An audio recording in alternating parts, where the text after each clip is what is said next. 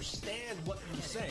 No. There it is. Let's hear it. Well, let's hear it. Talk to us. Uh-oh. Beadle and Decker, taking on sports talk like no one else. Michelle Beadle, I'm just helping. I'm helping America one by one. Cody Decker. I 100% believe in revenge. Revenge is a great thing. Back to the sports. Back and ready for more. Every time I tune them out, they pull me back in. It's Beadle and Decker. Here's Michelle and Cody. Hello, everyone. It is another fantastic day here in Southern California. That being said, it is a little overcast, not exactly as warm as I normally like it. And as you could tell, if you're watching us live on YouTube right now, you know Daddy's going golfing the moment this show's over, and I'm very, very excited to hit the links. But until then, we got an hour to talk about all things sports, all things that are all throughout the world, and who better on a Tuesday? Because when it comes to Tuesdays here on Beadle and Decker, no Michelle, but we've gotten real used to our Tyrone Tuesday. What up, Tyrone Johnson? How you doing, What's my guy? What's going on? Thanks so much for having me. Another Tyrone Tuesday. Excited about the show today. And in the bottom right corner, you see my crystal ball. Perhaps we'll be making some predictions today on the show. Ooh. You never know. I'm listening. I'm all ears on whatever Tyrone's got when it comes to predictions. We got a lot to cover today, okay? We got some NFL. Obviously, we got the free agent frenzy of it all taking place. Plenty to discuss, but I just have to ask this question before we get into the whole free agency frenzy of it all, because, of course, you do your show all the time, the Craig Carton Show over there on Sports Grid. You know how much I love Craig Carton. Craig is one of, if not my very best friends in the world. But I can't stress this enough. Did you hug him and say congratulations? Because it's not every day, dude, that when you're an NFL fan, you get your guy. And I love me a homecoming. Geno Smith, come on back to Jersey to Craig Carton's team. A full circle moment, okay? A full circle moment. Geno's going to end it in the place that he started it, in the same building. Oh. Woo! Geno Smith, baby. Ooh, it's looking good over there in Jersey for them Jets fans. Okay, let's get into it. NFL free agent frenzy. We got, of course, Major League Baseball to talk today. We got UFC to even kind of get into today, even though I personally think it's a dying sport, and I'm looking forward to chatting with you about it. But the free agency frenzy underway for this what's the word they always like to call it? The legal tampering period, which before we get into anything else, we agree that's fucking stupid. Why are we still doing this? I believe they did it because they wanted to start the league year when they wanted to start the league year. And all the agents were tampering anyway, because right when free agency would start on Wednesday, the start of the league year, all these deals would somehow get done. The signing bonus, they already know the opt-outs, the voidable years. So I guess they just said, if you're going to do it anyway, we might as well capitalize on it. Well, I don't know why you don't just let people sign the deals now. Why do they have to wait until tomorrow? Me neither. It's so stupid. Like, we know what's taking place. All the deals are basically done, and it makes no sense. Legal tampering is an oxymoron of a sentence. It's so stupid that we're doing this. But hey, the moves are getting done as we're speaking. And let me start with this. Is there a team in the AFC right now that scares you on paper the way the Ravens are scaring the living shit out of me? Because dude, like, I feel like Lamar Jackson is the guy that will just catch shit no matter what happens. Mm-hmm. Everyone's going to defend Josh Allen to the gills, but Yep. for some reason, Lamar Jackson just can't get the same benefit of the doubt despite winning 2 MVPs, and I personally think it should have been 3 MVPs, but not a ton of help around him, even though the stats actually say that Lamar Jackson does more with the pieces around him than pretty much any quarterback in the NFL. Now he's got maybe one of the best edge rushers in the NFL. They've added new pieces to this team, new head coach to this team. What is your thoughts on the future of the Baltimore Ravens? Here's the crazy part. I love the deal in a way. I love the deal. You can't go wrong adding a player of the caliber of Max Crosby. But you just mentioned brand new head coach, and it's not a head coach that has a ton of head coaching experience. And also, it's the ultimate win-now move. So I love the deal in a vacuum. I'm actually a little bit concerned about some of the other parts of the deal. This is what I mean. The coach that they've had for many years is now up with the Giants in New Jersey. Mm-hmm. The GM stays. It feels like, and if you listen to the owner, if you believe him, you can choose to believe him or not. He claims that had they made the playoffs even, it would only delayed it by a week. The moment they lost and didn't win the Super Bowl, they were making a change. How do we know they didn't go to the general manager and basically say, listen, this time we got the coach. Next time it's going to be you. So when you trade 2 first-round picks like that, the Ravens put themselves in a situation where they must win now, which is not necessarily a bad thing. But if for some reason they don't, now you'll have a new GM, and that new GM will come in without a first-round pick that first year. So the dynamics of pushing in the way that they did, it's different if the Eagles did it and Howie Roseman has job security. It's very different than having a GM with no job security who makes a win-now move, because football's a very hard sport to win because of how physical it is. What if Crosby is Defensive Player of the Year and then they get the bye and the first playoff game, he unfortunately turns an ankle and you don't win the Super Bowl because of it? What do you do then? Like, that's the part about this. So they're very scary. But the dynamics where it's guaranteed turnover if you don't win, and I don't mean on the roster where it always changes, in the front office, makes it extra intriguing to me. Yeah, it's wild. And that is a very good point. The fact that it is a GM, arguably, now I don't know if we've gotten the verbiage of it, but you're not wrong. Head coach goes, you got to assume the GM ain't far behind, unless, of course, they do this. So this is all chips in. This is win now or bust type of thing. Well, only thing I don't like about it is, of course, win now or bust. No one's looking at the GM. All of the media members look at Lamar, so much so they're like, Dan Orlovsky's on TV going like, well, there's no excuses now. What the fuck you talking about no excuses now? You've been giving Lamar all them excuses, Dan? Right. Like, so to a point, Allen is the super exception. I remember Peyton Manning getting ripped for how he performed in the playoffs in the bad playoff games. Like, I remember it. So it's not like Allen almost gets treated better than everyone in a way, not just now, but maybe ever. Like, I remember when Tom Brady and those guys went 10 years without. But see, in the playoffs, folds like a cheap suit. Like, I don't think he folds like a cheap suit, but me neither. But that's what fans think. Therefore, when you do this move, it does add even more pressure, but he can't play defense for him. And last year, the defense was not good. And they won a bunch of games down the stretch, but it was not good.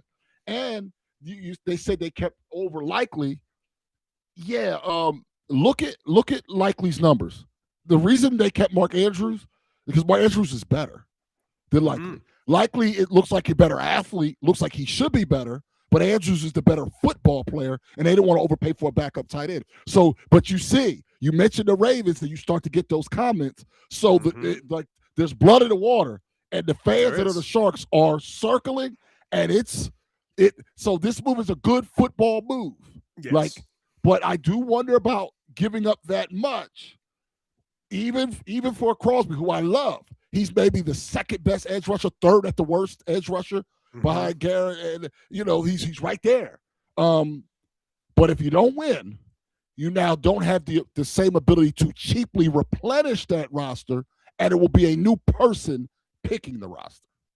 It's going to be fun over there in Baltimore. But just on the flip side, Raiders, listen, I'm a Raider fan. You know that. I'm a Raider diehard. And yes, I'm very happy with the return they got for Max Crosby. It's what they wanted. The question is, can they – listen, on paper, this all looks great. The Raiders got 10 draft picks this year. They got another first rounder for next year. I'm like, awesome, great, fantastic. But this is also the Raiders. So if there was a team that could squander all of this potential in the future, I got to believe it is definitely the Raiders. And I'm only basing this on roughly the last 30 years of my fandom. Is Spytek really that much of a dude that can really get this going? Is this new head coach really the guy? Is Mendoza really the guy? Yeah, these are all good questions. And I'm looking at like 3 teams right now, and the Raiders are included. So you have the Chiefs with the 2 first-round picks. You have the Cowboys with the 2 first-round picks. And now the Raiders with the 2 first-round picks. Look at those teams. And I think if we were going to be fair, based on track record, you would trust the Chiefs the most to do the best with it. Then, unfortunately, I guess it's a big Cowboys. Then Cowboys, then Raiders. So when I think about it, this is the chance to change everything. What I mean is that if you go to the Baltimore Ravens, they went on each side of the ball and they changed everything. They got Jonathan Ogden and they got Ray Lewis in the same first round of the same draft. 2 picks that literally 2 Hall of Famers that changed the roster. Now, so you know it's doable. We've seen it with Warren Sapp and Brooks in the same draft for Tampa Bay. It goes on to win a bunch and win a Super Bowl. So we know that this can literally change everything immediately. The Raiders aren't going to win the Super Bowl next year, but if they get the right quarterback and the right whatever other player, whether it's a defensive player, offensive lineman, whatever player it is, you can literally change the fortune of your franchise in one day. In a few hours, you can go from what you've been to way, way, way better. But ultimately, do you trust the people? And Tom Brady has to be mentioned in this. I'm starting to wonder, is Tom Brady Michael Jordan? And what I mean is, Michael Jordan has now won all these races in NASCAR and everything else. The only thing Michael Jordan didn't do well was manage a basketball team. Everything, whether it was the owner, when he was calling the shots, he had his brother do it, all this stuff. And I'm starting to wonder, he picked Geno Smith. He picked the coach. He picked a lot of these things. While he's minority owner, he also has his fingerprints on everything. Is Tom Brady, at the end of the day, Michael Jordan, or is this job just really hard and he happened to have a bad year? We're going to find out by week 8, probably this season. Yes, we are. And I love that comparison to Jordan right there because, was his Hornets run a success? God, no. That being said, he still is a minority owner, but he did sell a good portion of his stake. And I am very happy he's having a great run in NASCAR. But we've talked about this before. And in fact, in every sport, like I'll give you my example as a baseball player. The best coaches I had were not the best baseball players. In fact, the best baseball player coaches I had that were star players, they were the worst coaches I had. Just because you're good at it physically doesn't mean you can communicate it, doesn't mean you can teach it, and doesn't mean you can manage it. Those are simply four very different skill sets. And we simply do not know if Tom Brady possesses any of these skill sets. Right. So when you have the first pick, and if you're going to take the quarterback, and I believe that they will, it might just be that Mendoza, because of the other traits that he has, the kind of person he is, built for Vegas, not going to be out in those streets, things like that. It might just be that he's the person, as we talked about last week, that person versus player thing, the person that he is and how thoughtful he is, and he's updating his LinkedIn. And I know when he gets drafted, he'll update his LinkedIn and talk about that he's, he'll say a quarterback for the Las Vegas Raiders and all that stuff. Maybe because of the person, you just can't miss it. Maybe, but outside of that, that's the part I'm intrigued. Not so much the GM, not even the new coach. I know there's going to be growing pains, but no one expects him to win right away. I am very fascinated if Tom Brady actually knows what he's doing. Yep, I'm looking forward to finding out myself as a Raider fan, but let's keep it in that division. A little bit of noise going on in Kansas City, a team that you mentioned who does have 2 first-round picks as well. Travis Kelce coming back. Obviously, man, don't want to go out like a bitch last year because that sucked. That ain't the way to go out. He's definitely going to roll it back for one more year. He's going to get his guy back at some point this season with under center. And now they got some new pieces a little bit. Listen, I'm not going to put it past the Chiefs to kind of get themselves right back in 1 year. I really am not going to put it past them. But what are your thinks of this Kenneth Walker III signing? Do you think this is going to move the needle, or do you think Kenneth Walker might have put himself in a position to get paid a little extra because of his Super Bowl portrayal, I should say? Yeah, he definitely got extra money because of the Super Bowl. But I looked up this stat because sometimes, like there's certain stats sometimes, certain times where the basic stats don't necessarily tell the whole story. Like Aston Gentry last year, they were talking about his yards per carry. Which but is I bullshit. want to see how often he was right. I want to see how often he was getting hit in the backfield. And the answer was a lot. All the time. Most running backs. If you're going to get to Travis Henry, for example, get to him in the backfield. Once he gets going, that's when it becomes hard. Saquon Barkley, all the good running backs, you got to get them to the line of scrimmage and then hope they are better and then see what they can do.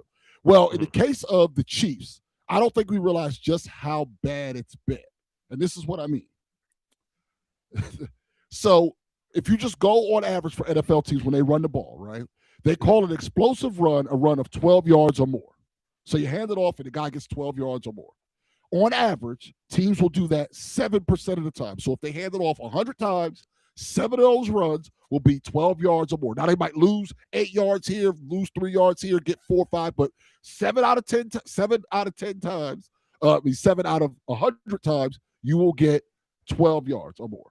Yeah, the last 2 seasons, the Chiefs did that 2 out of 100 times. Mm-hmm.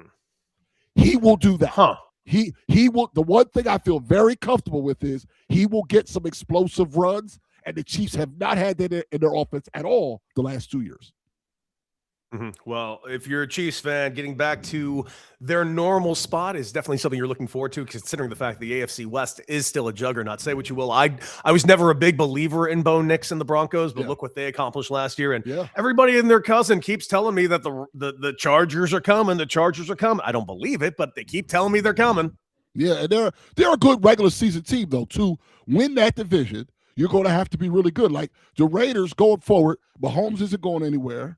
Bo Nix probably isn't going anywhere, and Herbert's not going anywhere. So you're going to have to beat some good quarterbacks and some good teams to really do what the Raiders want to do, and I'm fascinated to see. But the Chiefs is going to be interesting, but I do think adding a running back who will get explosive runs for sure is very different than the Chiefs have had in a while. And also, I want to bring this up. We all heard about the Diggs of it all being released by New England. Well, it looks like they found his replacement pretty quickly. Romeo Doubs signing a 4-year deal with the New England Patriots. Not a bad pickup for the Patriots, getting back to another Super Bowl. Yeah, that's not a bad move at all, but that probably also means that A.J. Brown staying in Philly. There was talks of Buffalo. They make a move. There was talks of New England. Now they make a move. That means most likely A.J. Brown stays. Not as good as A.J. Brown as far as what they add, but better than what they had. Ultimately, though, with New England, I'm going to wonder, can they block well enough? Because down the stretch, they could not. And it doesn't matter who you have in those skill spots if you can't block. I'm fascinated in what they're going to do on the offensive line. It seems like they're going to go internal improvement, and I think that makes sense. But if you really believe in your quarterback, you probably need to have other options, at least for depth, because they did not have that last year. I would agree with that wholeheartedly. And last thing on the NFL free agency of it all, before we put a pin in this real quick, I really do like the Michael Pittman Jr. trade over there to Pittsburgh. My question for you and for the world and Earth, I should really say, is who the fuck is throwing him the ball? Yeah, that's an interesting thing. Aaron Rodgers has been being an ass like he always is about, I'm in no hurry, blah, blah. You do know that, like, teams are not going to prioritize them. Like, the Jets prioritized them. The Steelers prioritized them. That's over, even though it's his former coach. The fact that his former coach is there and he's not automatically back in the fold is probably telling. It's telling to me. Yeah, it's telling. I have no idea, but to bring in an offensive-minded coach without a quarterback plan is very strange to me. Very strange to me. So, and I think you're going to see just how much like masking tape Tomlin was putting together to keep the team over 500 every year. We'll find out. Yeah, they added another receiver. They only really had one last year. Literally, they only had one last year. To the point where when he was off the field, it hurt. It was different. Like they couldn't even, like he was the only one, and he got everybody else open by drawing attention. So that's a move, but they have to upgrade. And don't give me they're going to try Mason Rudolph for a year. We've seen that a lot of times. He's not a starting NFL quarterback. Boy, they really don't want to give up on that Mason Rudolph. Get you somebody that loves you the way Pittsburgh loves Mason Rudolph for fucking some reason. Yeah.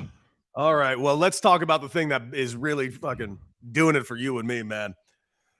WBC is fucking elite, dude. It's so good. I love it. I love it. I love the passion. I love everything you're getting out of it. When I mean passion, I played it yesterday for Michelle. I'm going to play it for you again today because I can't get enough of it, because it's not just that I trained this kid when he was 18 till he was 21, and I basically gave you this home run. You're welcome, America, and more importantly, you're welcome, Puerto Rico. It's also just because look at the passion that we are getting out of this. This isn't to win the championship. This wasn't even to move on in the tournament. This was just to get game 2 against Panama, and here was the walk-off home run. Biggest stage in international baseball. And the 1-2, crushed, left field line, deep, Puerto Rico, increíble!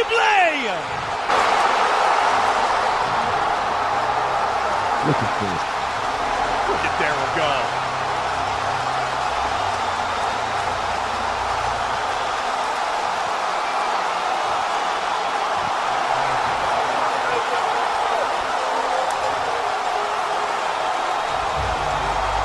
type of shit you dream of as a kid, man. And listen, I've never been quiet. I played in the WBC twice. I think this is a phenomenal tournament. I think it's showing the people of the United States just how passionate other countries are about baseball, which, if nothing else, should make a lot of American fans look at themselves in the mirror going like, why the fuck aren't we this passionate about baseball? Because everyone else is, because baseball right now, dude, is as elite as it's ever been. The passion is there. But the problem that I'm now getting on the flip side, and you and I were discussing before, people are seeing that passion and somehow getting angry over it because, well, why don't we get this for 162 from everyone? Dude, if there's a phrase that shows your ass that you have no idea how baseball, sports, or even fucking life works, it would be that take. Yeah, like, okay. So you want those guys to do what they did last night 7 days a week? So you'll look at your team schedule, the Dodgers. You look at the Phillies. You look at the Mets, the Yankees. You look at the schedule. Oh, there's an off day. When's their next off day? Oh, in 20 days. So you want them to do that every single day. And also, baseball's a failure game, as we well know. So that's only happening. First of all, you're only getting a hit if you're really good, and we know this 3 out of 10 times. If you're really, really good, right? So you're elite. Right. In a failure game, you want guys to be on that from winter time, basically, because we know, like, I'm going to the first weekend Phillies game on March 28th. Then the weather goes from cold to warm to cold again, all in one season. All in one. I go from a coat to a tank top back to a coat in one season. And these guys are supposed to be on that level the whole time. That is literally impossible. Literally impossible. Yes. The season's long, dude. It's 162, and that's to get to the month-long tournament. That is like this. If you don't think these players show enough emotion, then you sure as shit didn't watch any of last October, which was as emotional as an October baseball can get. Shit's long. People get hurt. Bodies get broken down, and that's on the best of teams. Hell, the Dodgers were rolling a AAA team for a full month last season and still got to the World Series and won it all. Well, I don't know what to tell you other than that's an insane take that anybody might have. But the things that we're getting out of this that I do, here's where I'll give them like kind of the benefit of the doubt.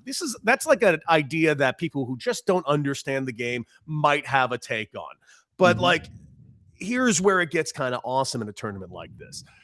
The bad blood that's kind of coming out. And it's not just bad blood out of nowhere. Yeah, there can be some bad blood between U.S. and Mexico for a magnitude of reasons, obviously. Yes. One of which I'll just go with the practical one. Mexico's kind of had the U.S.'s number in this tournament for the last couple of goes. Well, good game last night. Congratulations to the U.S. They do beat Mexico 5-3, but Randy Arozarena ain't happy about it, but not for the reasons you think. Dude, Randy Arozarena goes up for his first at bat, tries to shake hands real quick with his teammate in Seattle, Cal Raleigh, and Cal was having none of that shit. Basically told him, he said, nice to see you, but I ain't shaking your hand. Randy, after the game, had some words for his teammate in Seattle. I love this and hate this. I love this because I love the passion we're getting on that field from these two teams that I desperately want to see move on to the next round because I want to see these two teams play each other again. But I hate this because Seattle's my pick in the American League, and I don't need some fucking bad blood taking place in Seattle. We don't need this shit. And the other part, well, you can speak to this. The language barrier does play a role.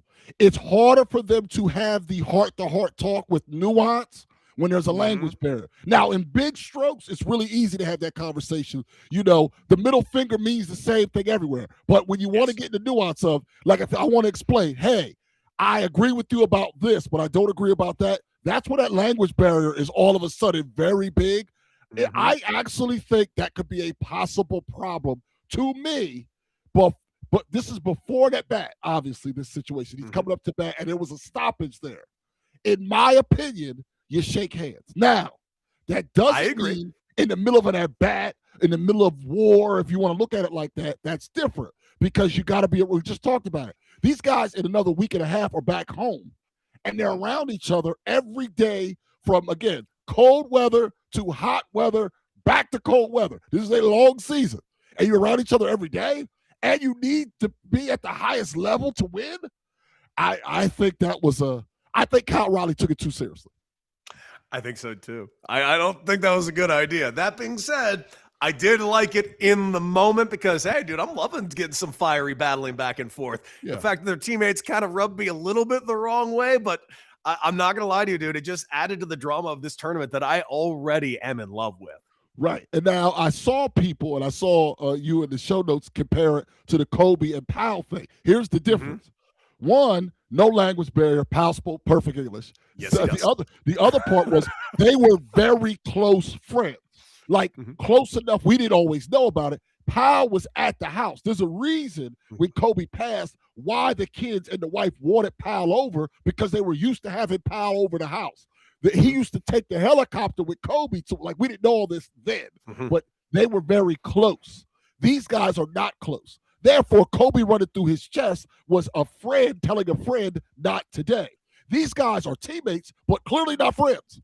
You can tell by the reaction, they're not friends. So this is not a relationship that can automatically survive this, because they're not good friends.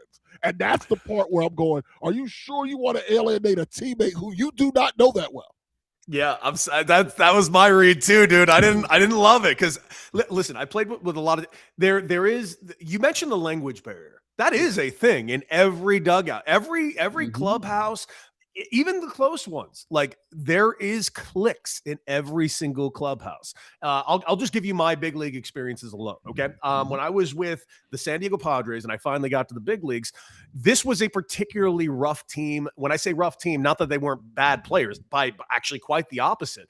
There were superstars on this team, but this team was so broken and fractured that it was broken up into like 6 cliques that all equally hated each other. You had over here, you had the group of a couple Latin players. You had the group over here of BJ Upton and Matt Kemp. You had over here, you had Justin Upton and his group. It was like a wild, it was just a grouping of ball players that just were not getting along.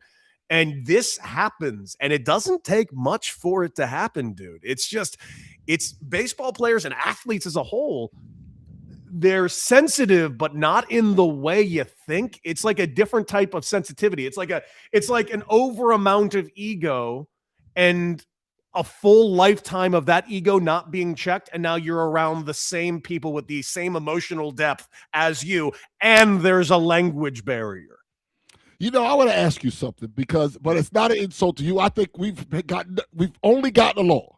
I have heard from other media members that have covered all 4 sports that the player that's more likely to be a jackass is a baseball player because of the way of the game. It's the most individual of the team sports. Now, obviously, when you were playing the game and you're just grinding, trying to make it and all that things, overall, what do you think your percentage of jerky asshole teammates were in your major league experience? Because again, I was told that between football, basketball, hockey, and baseball, you will find basically more assholes in baseball because you have to be so into yourself, because at the end of the day, it's hitter versus pitcher. Yes, there's teams. Yes, there's this, but the individual part of it makes kind of the asshole part of a personality come out. Do you think that's true?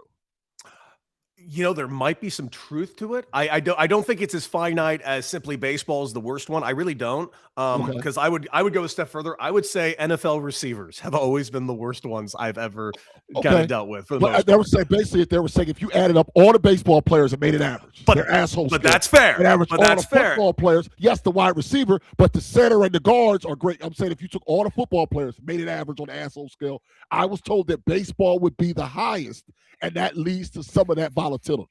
Again, this is what I was told by multiple veteran guys that have been covering all the games, have been in all the clubhouses, all the locker rooms, and they said the one that's going to be the biggest asshole on average is baseball.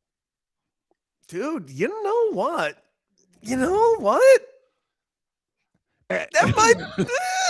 be some truth to it, because and by the way, I would say the asshole contingent of Major League Baseball is probably, it's lower than you think. It's like 10%. Okay. For the most part, dudes are cool. Like, for the most part, a lot of guys are cool and they get along. But you do got a lot of guys that don't get along, and a lot of guys that are just super egotistical, that have had their asses kissed since they were 4 years old. And sometimes and that doesn't. And by the way, I'm not like singling out any particular grouping of people. It's not the Latin players that came up. American players are just as bad when they're brought up a certain way. I mean, it's just. It's a unique thing, because I'll even admit, I look back at like a lot of the things I did when I played, going like, I could have handled that better. That was my ego talking. That was me doing this because I felt like I was getting shafted.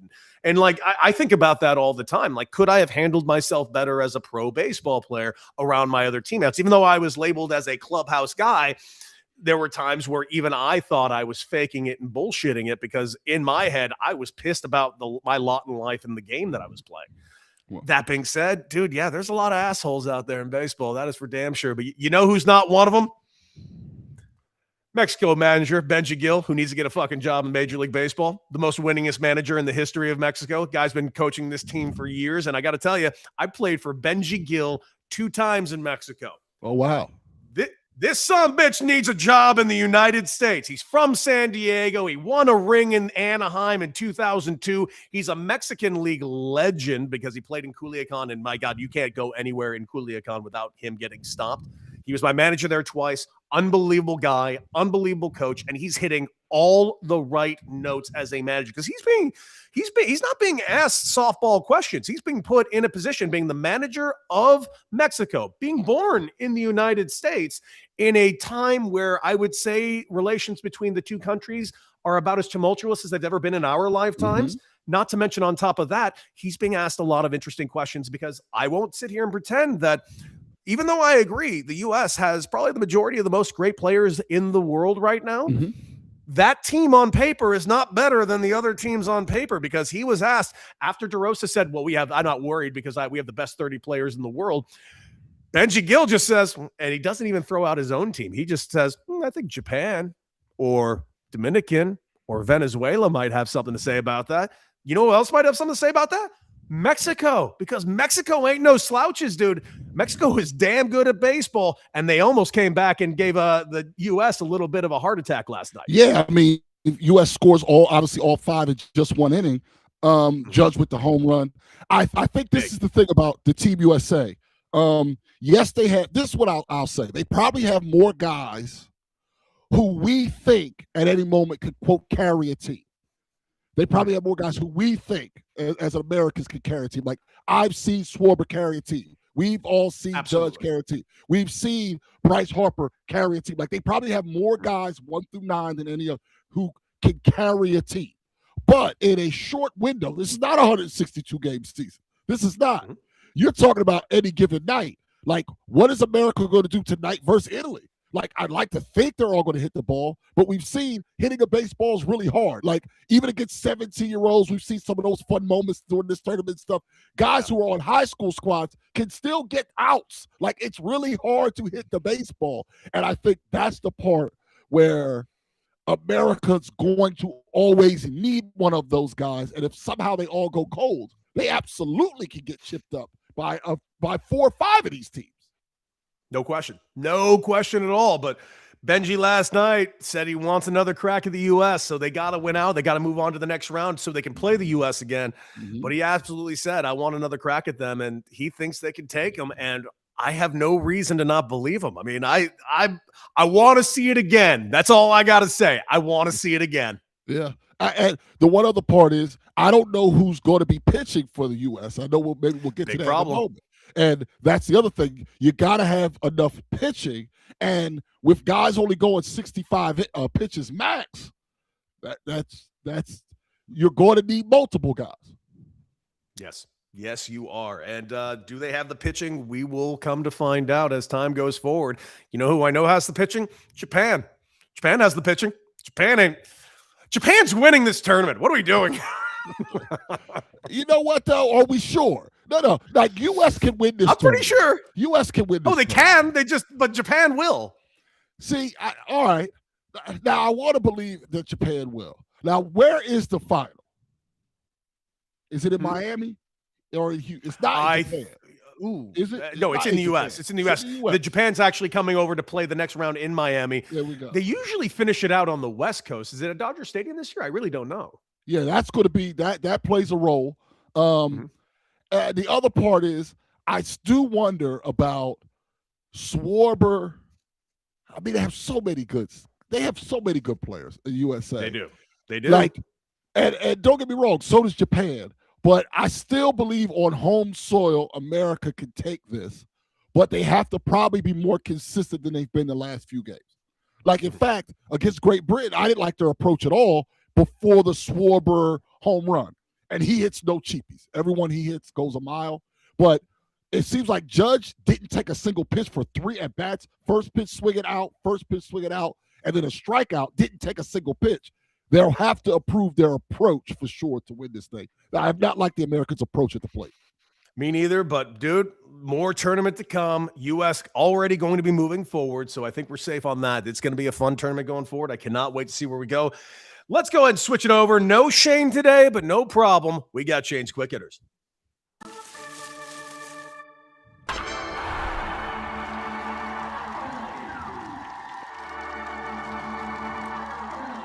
All right, question number 1 for both of us. Tyrone, what is your dream car? Oh, man. And I'm mad about it because it was before Kendrick put it in the song. The Buick Grand National. The Buick Grand National. A black Buick Grand National. That's the car I've wanted for a long time. But if I have to put that one to the side because of Kendrick Lamar, going back to the 80s, the Lamborghini they don't make, it was the Lamborghini Countach in the 80s. To me, that was the ultimate car. And I've seen it like at in LA at the car museum. I've seen one when they had the 80s exhibit, like up close. So I'll go with that one. It's the Buick Grand National. But because Kendrick Lamar put in a song, I would probably pick the Lamborghini second. Grand National is high on my list, but it's not number 1.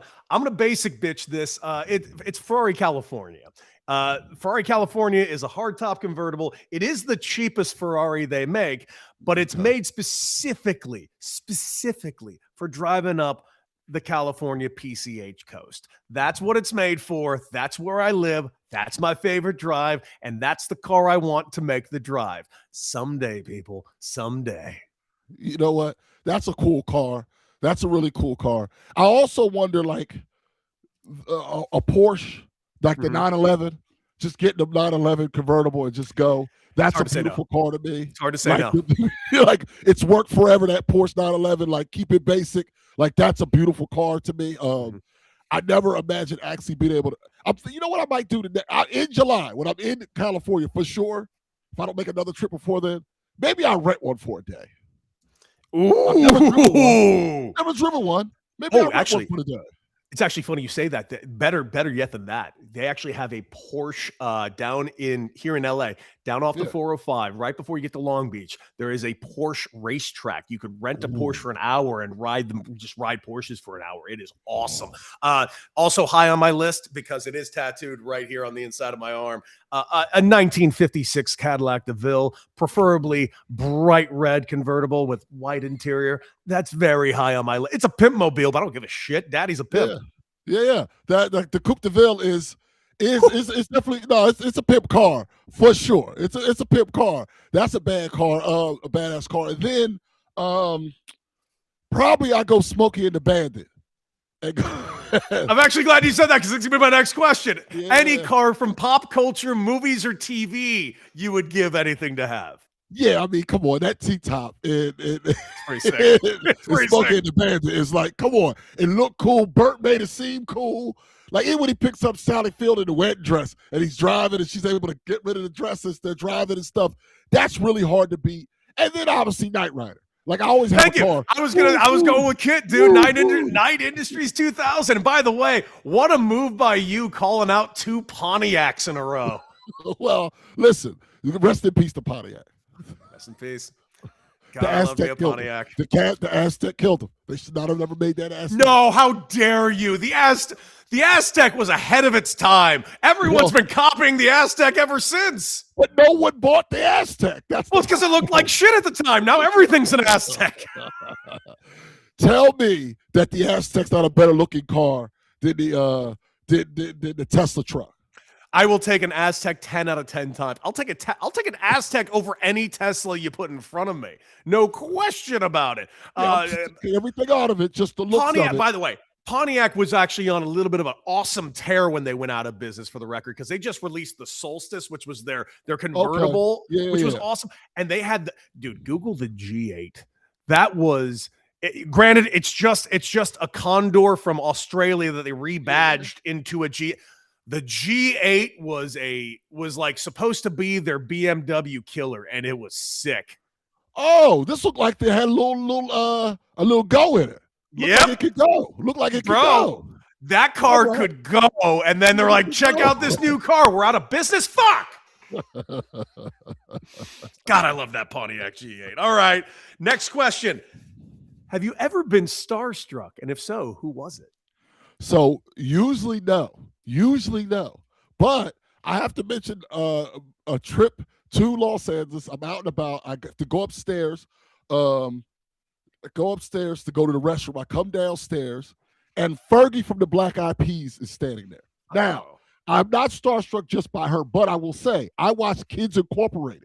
So I basically had 3 first crushes. It was Fergie on Kids Incorporated, Lisa Bonet, Denise on The Cosby Show. Oh, yes. And Alyssa Milano on Who's the Boss. They were basically my first 3 crushes all at the same time. So I didn't expect her to be there. I come downstairs, and Fergie, all 5'2" or whatever, is just standing there. And I was like I took a pause. And then I kind of gave her a look. And my look is basically not could I or couldn't I with the woman. It's did she find me repulsive? And she didn't. Congratulations. And that was enough for me. Like, yeah, she didn't think I was repulsive. She thought I was all right. Yeah, so that was kind of good. My follow-up question was going to be, who was your celeb crush going up? You just killed two birds with one stone. Yeah. The only time I've ever been starstruck, and I didn't really show it, but I did want to let him know what a fan I was, Conan O'Brien. I ran into Conan O'Brien at Sirius XM. I was leaving out of my show, and he was walking by the same hall. I'm like, I'm a huge fan. As we're walking by, all I said to him was like, hi, really big fan of your work. And he looked at me and gave me the most Conan response ever. He's like, oh, you must be talking to somebody else. And he kept walking forward. I'm like, I love Conan. Yeah, no, that's cool. That's really cool. In sports, I've tried. I usually am not. You didn't mention a sports person. No. Maybe the first time with Barkley, though. Like now, I can say I have Barkley's number. Like I can't say we're friends, but he'll probably, if I text Barkley, he'll get back to me in the next 3 or 4 days, which is nice. Like he'll get back. That's to not me. bad. The first time with Barkley was like, and then I found myself like 30 minutes later, like actively arguing with him on the air. So that part, and he was cool about it. So that part was cool. Yeah. Dude, I almost got starstruck by Barkley once, but it was wild. I was just on the show with Michelle once, and somebody called in and said Charles Barkley. I'm like, no. And I'm like, is Charles Barkley on 9-3? And it just turns out he was just driving across Mississippi. He's like, hey, I was just listening to you guys, and I disagreed about this. I'm like, yes! Tell us why, Sir Charles. Yeah, that's cool. That's really cool. That's really cool. That was pretty badass. My celebrity crush going up, by the way, I kind of go back and forth, and I think everybody always says Tiffany Amber Thiessen because of, Saved by the Bell, and then later 90210, and I guess that's fair. Did I even have like a celebrity crush as a kid? Like Kimberly from the Power Rangers, obviously. Who didn't have that as a kid my age? But but that counts. That counts. I don't know. I've always said this, and I've never been quiet about it. Whenever I think of my young celebrity crushes as a kid, everyone always talked about Saved by the Bell. I was obsessed with Lisa Turtle, dude, and I drove me nuts that no one was on board with me. I'm completely on board. It was Thank you. I wasn't on board with Tiffany Thiessen until 90210. And people don't realize this. She was on more episodes, no lie, of 90210 than Saved by the Bell. True. These are factual things. She was Val. To me, she's Val. She's Val to me. Final question. Have you ever consumed anything, television, movies, whatever, books, you name it, that you thought that you loved that caused you to rage quit because you hated it so much? Oh, man. Well, yes. Martin was my favorite show, and I mentioned this on a previous episode. But the last season of Martin was so bad that it takes, like if I'm ranking sitcoms, it can't be a top 5 sitcom, even though it's my favorite, because the last season was so bad. And then we used to tape the episodes. I went back and saw the rest of the last season eventually, but after watching like appointment TV for the whole time, I hated Martin at the end. Hated Martin at the end. It goes back to Gina in real life's husband thought Fox, if she made some sort of threat, we're going to cut a check to her over harassment. Instead, Fox just said, we'll just not shoot you guys together. So you had there was an episode in which Martin interacts with Gina's mom and not Gina. Like over this faux lawsuit over harassment. Turns out it was just Fox didn't cut a check. They were ready for the show to end. It was a disaster. Martin at the end pissed me off. For me, it was Marvel Comics. I stopped reading Marvel Comics because of a Spider-Man run that I thought was so bad that I eventually said, I'm going to give Marvel a break.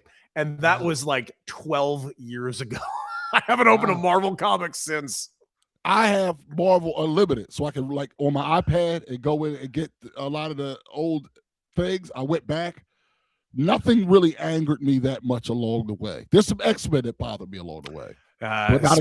Spider-Man One More Day is the one that did it for me. Wow. Just the worst ending to like a 10-year incredible, like how Martin ended for you. This was like the best Spider-Man run for 10 years that ended with the dumbest, most horrifically written thing I'd ever seen. And I'm like, you know what? I'm done with comics for a bit. That's what this did. Wow. Yeah. And for the record, I thought Friends ended terribly too. Oh, yeah, that was dog shit. Friends really lost it towards the end. All right, let's move on. Let's touch on this real quick, not too deep, but MLS, massive gambling scandal. Massive, massive, massive. So massive that no one seems to know about it because it's the MLS. And the reason why I'm bringing it up is not because of the 2 players that are banned for life, because not only do they gamble on other players' games, but their own games. Dude, my issue is very simple. This is the tip of the iceberg, and a real scandal is going to hit the Big 4. Not maybe. A big scandal will hit the Big 4 in the next 5 years, and this is just going to be the test run for it. Absolutely. Now, there's a couple of things that insulate certain players. For example, they were talking about like for LeBron James, for example, to throw a game, he makes so much money that it would be hard for him to throw a game because you'd have to throw him so much money because of the risk. But there's a whole bunch of other guys, a whole bunch of other guys who are vulnerable in all the other sports because we're only talking about maybe the top 1%. And you saw what happened with Chauncey Billups in the NBA, who was an active coach, who made a ton of money, and now he's not coaching. He was just indicted officially last week, and they set his court date for in the fall. This is the tip of the iceberg. This MLS thing is going to happen to a lot of MLS players because they're vulnerable and they have inside information. Look at referees, look at players who aren't super, super rich, and then once in a blue moon, the stupid player that is super, super rich. This is going to go crazy, but it's going to start in MLS because they don't make a lot of money. Messi does, but the grand majority of guys don't. And anytime that happens, you're dealing with vulnerable players who have a nice car that want a really nice car. They have a nice house, but want a really nice house. And those are the guys that are the majority of the time, which means many times it's also going to be young players, young stars who haven't gotten the money yet. This is going to happen in every sport. It's going to happen in all of the sports. And the only players who might end up being immune are the top 1% of the top 1%. Yeah, dude, it's something that's coming, and it's coming for every single sport. And I do not love where the current state of the gambling sphere is for a couple of reasons. One, I think every league and every sports channel and every radio station, they all got really into the sports gambling thing, mainly because they think it's going to be the way of the future. But it seemed like that bubble burst fairly quick, and you don't really see a whole lot of mainstream gambling content anymore on the MLB networks, the NFL network. Yeah, you're seeing the lines and the spreads because ESPN has their own book, and they want you to go and check out their book. But it's no longer, here's a 45-minute gambling show. Here's an hour gambling show, of which they were everywhere for a solid 2 years. Now that's kind of dissipated, and now it's getting to the thing where players are now being named ambassadors for these gambling companies. And then other players are being named ambassadors for companies that aren't even technically gambling companies, but Kalshi is absolutely a fucking gambling company. Of course it is. Polymarket absolutely is. And there's already rumors that brand ambassador Giannis ginned up the trade things to bet that he wouldn't get traded and cash in. And there's nothing any league can do because that's not a game. Nothing a league could do about it. It could be frowned upon, but technically that's not gambling, as you just mentioned, even though it is. And that's not a game. So if he goes, I want to go to the Knicks, I want to do this, I want to, and then he bets I'm not going to be traded because he knows at the end he'll say, I don't want to be traded. Look at what he can do there. And that's a rumor. We don't know if that's true, but he absolutely could have done that, and it's not currently against any league rules because that's not a game. Yep. Pretty dirty and ugly stuff. I'm telling you, there's going to be a real ugly scandal that's coming. I don't know exactly who it's going to be, but it's coming. Speaking of dying sports that simply want to kill themselves, apparently, the UFC is being called out by Ronda Rousey, and there's a couple of things that I think are interesting about this. One, I think Ronda is right for the words that she's specifically saying. However, there is a bit of sour grapes that are coming out of this. Now, the full transparency of the story, Ronda Rousey has a big fight coming up very soon that's going to be on Netflix. There have been other fights that have been added to said fight for Linz versus Ngannou is going to be fighting in that same exact one, which is also going to be with Rousey and Carino. Those are some fairly decently big fights. Now, Rousey and Carino would have definitely piqued my interest 15 years ago rather than now. But okay, it's something. The issue with this, however, where she went on a whole thing talking about how the UFC sold for $7.7 billion to the Paramount Plus thing. And now, obviously, it's hard to go to bars and watch UFC as a communal thing. And I understand them getting the bag, but UFC has also been heavily called out for not being able to create new stars, of which that's not a complaint. That's just factual. I can't name fucking anybody in the UFC right now, nor do I even care to. They wanted to get this White House thing going. This thing is just fallen on deaf ears left and right because even the biggest fighters are backing out. Now John Jones is requesting his release from the UFC because he said he wasn't getting his payday. And Ronda, even though she is making a good point that the fighters are not getting paid what they should get getting paid, it is just a little bit coming off as sour grapes because she didn't get the payday she wanted for this. Yes. Right message, wrong messenger. That's what it comes down to with that. I'll say this out loud. The UFC is now a right-wing sport. And if you're right-wing, that's great. If you're right-wing, that's great. I'm not telling you that it's necessarily evil just because I may or may not, or just because I do disagree with the politics of it. I don't have to pussyfoot around. But I definitely disagree. But that doesn't make it evil on its own. But to not acknowledge that it's a right-wing sport, to me, is a problem. And part of the reason why they're not growing stars is because they're not looking everywhere for stars. And what I mean by that is, any sport, we talked about WBC, right? Baseball right now. You go to any of the good teams other than the Phillies, and you'll see Caucasian guys, black guys, Spanish guys, Japanese guys, all over, guys from all over, all right? You get all over because they look everywhere for their stars. UFC's not building stars anymore because they're not going everywhere to get them. They should be going to every top wrestler at every place. Like one of the guys that qualified for the NCAAs next week went to Morgan State at HBCU. The odds that the UFC calls him, I'll tell you the odds, 0%. They're not going to call him. No, he may go on to fight MMA and eventually get to the UFC, but the UFC is not going to call him. Someone else in MMA is going to call him, and if he gets good enough, then the UFC will call him. Meanwhile, some of the Caucasian guys that will be champions, if they're from certain places, the Midwest, if they think they're right-leaning, the South, if they think they're right-leaning, then they'll sign them. So the overall point is it seems to be a sport that's not growing. They do not make stars anymore for whatever reason. And Ronda Rousey is correct, but the only reason Ronda Rousey gives a damn is because the UFC, she felt like, mistreated her. If they bought her fight, she'd be saying this is the greatest deal in the world. She would be, but again, I think what Ronda's saying is correct, but you're not wrong. She's the wrong person to be saying the correct thing. Right. And then Gina Carano, who went out of her way to be super duper political, super right, like beyond the right, like basically alt-right. She's not saying much because she basically can't, because she doesn't want to disagree with anything UFC, because she's aligned with everything UFC, because they are a far-right sport. So now they can't join together for promotion because Gina can't say anything because she doesn't want to piss off the people who she loves, because she wishes she was on that card.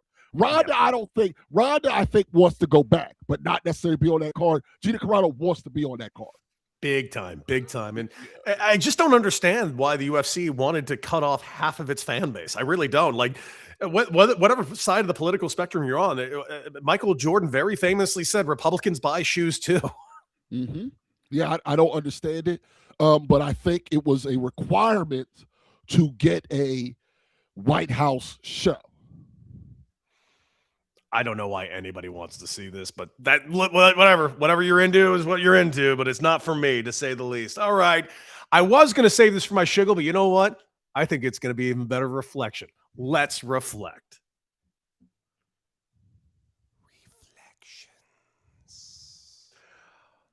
I read a really interesting story, and there's a girl that's going kind of viral right now because she put out this story about how her and her boyfriend are moving in together. And then she did now she's deleted this whole TikTok because apparently this really divided a room.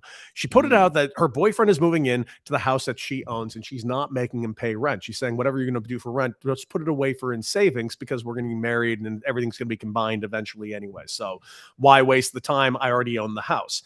Everybody under the sun was kind of coming after, going like, what are you doing? He should make him pay his fair share. And I actually hear what people are saying, going like, that makes sense. But also, if the plan is to combine all the finances, why not just put that money away? It just kind of seems useless and you're just doing the thing. I wanted your take on a couple of things. One, do you agree with this idea that her bringing in her boyfriend and him putting the money away in savings to build their future together is smarter? And when's the right time one should move in with a partner? All right. Now, this is interesting. Now here's the thing. People feel a certain kind of way because it's a woman telling a man to put money aside. Yes. If a man was telling a woman to put money aside, no one would give a damn. You're right. But the fact of the matter is she can afford the house on her own as is. Therefore, if they're actually going to be married, if anybody's been married before, whether you're currently married, formerly married, it's community property. There's no, unless there's a prenup that says otherwise, there's a whole bunch of community property flying around. And even though it's not his house now to be pre-existing, he could get a cut. She might have to sell it, give him a percentage. There's all this stuff involved. Therefore, him saving money, as long as he actually does it, I have no problem with this whatsoever. Now, as far as the move out, I can only go by my own life experience. Mm-hmm. And I moved in after 15 months. Okay. So, I mean, I feel comfortable at 15, a year. I guess we kind of agreed maybe a little before a year, and then the releases ending and stuff like that. So, I don't know, 15, a year for me, maybe. I don't know. That feels comfortable for me. I don't know what the numbers are. I've lived with people short time. I've lived with people after being together for a long time. I don't know what the right answer is. I just wanted to get your gauge of that. Because I don't know. Yeah, a year. The thing is, you got to know the person to a certain degree, and then you just have to know that you'll learn more once you live together. There's no substitute for that. And it doesn't necessarily mean a bad thing. It's just different things. Which person doesn't fill an ice tray? Which person doesn't put a trash back in the trash can? I'm just making things up. Which person doesn't put the roll on the toilet paper? Are they over or under toilet paper? Oh, that shit's real. If you're an under person, you're a fucking monster. See, I'm an over person. I'm an over person. It's got to be over, dude. But I feel like most women are under people. They're wrong. They're just wrong. That's a monstrous fucking thing to do. It's over. Yeah. Neither here nor there. What are you reflecting on, my guy? You know, there was this crazy thing that happened in Wisconsin. I don't want to say the person's name because he's a legit bad person, but this person had driven through a Christmas parade. And unfortunately, there were people who perished. And then he decided to defend himself in trial and acted like a dick the whole trial.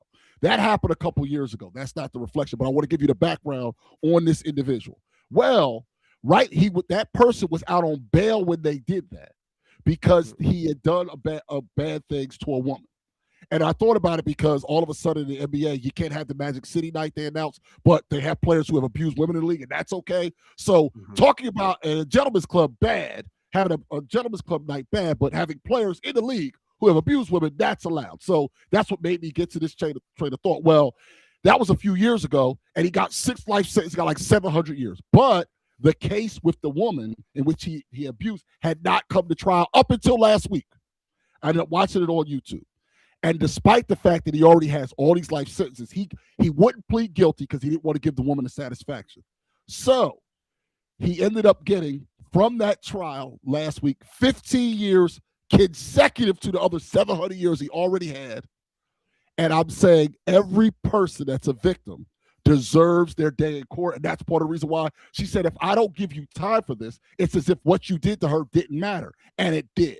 So every little thing you do to people, good or bad, matters. And hopefully this is a reminder that while, yes, you do big things that are good, you still want to do the small things if you can. And if you do bad things, there should be punishment for it. And you shouldn't, just because you've been punished by something else, doesn't mean that your punishment is over. And I'm glad that that woman who was not killed, thankfully, in that, in the parade situation, still got her justice. And for him to sit there, and he still tried to argue, by the way, after that he should have got time served. She's like, no, the time served was for a different crime. You're going to, after you do your 700 years, if you live long enough somehow, well, you're going to do 13 more years at the end. And I loved it. And I was so happy about it because this was a terrible person who he literally ridiculed people when they were making their victim impact statements and stuff. So I was so glad that he got, obviously, life with that case. But when it came time for finally, basically, the person that made him mad originally, he got time for that. And that was a good feeling for me. Good. And by the way, I'm also with you on the Magic City thing. Oh, and I did read a couple of things, and I did kind of understand this one plight, because there was one dad that I saw on Twitter said, listen, it's not that I'm against it. It's just, how do I explain to my daughter if I were to take her to the game, the situation? I said, listen, that is a fair retort. It is. But then my follow-up question to you is, what do you tell her about a game if you take her to Utah and there's a Karl Malone fucking statue? Mm-hmm. What do you do there? Charlotte Hornets had just won all those games. We talked about it before recently. Miles Bridges is a starter for them. He missed a whole season because he abused the mother of his children. He ended up being charged and being found guilty of a felony. What do you explain if you're a Charlotte Hornets fan? So to me, being a parent is a tough job. And I recognize that this one night makes it a little tougher, but you can also do what my parents told me sometimes is, it's not for you, it's for adults. Not everything is for you, kid. Like, you can't, my dad's having a beer. I'm 12. I can't have a beer. Why? Because beers are for adults. My dad didn't, that was it. There was no follow-up. When you become an adult, you can decide to have your own beer. Right now, you can't. Some things are for adults. And I'm not saying, because I'm not a parent that has to be all end all, but I do know that that's an answer that is always available, that's something for adults, not for kids. Which I will remember someday if I ever decide to accidentally have kids. My guy, what a show. As always, a Tyrone Tuesday only comes once a week, and we look forward to it every single time, Tyrone. Cannot thank you enough. And of course, as always, where can people find you? One, the show, your social medias, and just anything in general, my man. Yes, on the Craig Carton Show, Monday through Friday. You can find that on Sports Grid. It's on YouTube and the podcast. And also, you can follow me on social media at Ty Johnson News. He's the one and only Tyrone Johnson. Have him hopefully back here next week for another Tyrone Tuesday. Everybody's favorite thing about their Tuesdays. Let's go! Another Tyrone Tuesday coming at you next week. Guys, that is it for us today. Make sure you like, share, and subscribe. Check us out on Instagram. We will be posting some clips from today's show and yesterday's show. And like, share, and subscribe wherever you get your favorite podcast. And, of course, most importantly, right here on YouTube. We'll be back here tomorrow for a Michelle Beadle Wednesday. And if I could leave you with just one thought, one thing in the world that you should just take into the rest of your day to be a better person, better American, better earthling, it's simply this. R.I.P. Estelle Getty.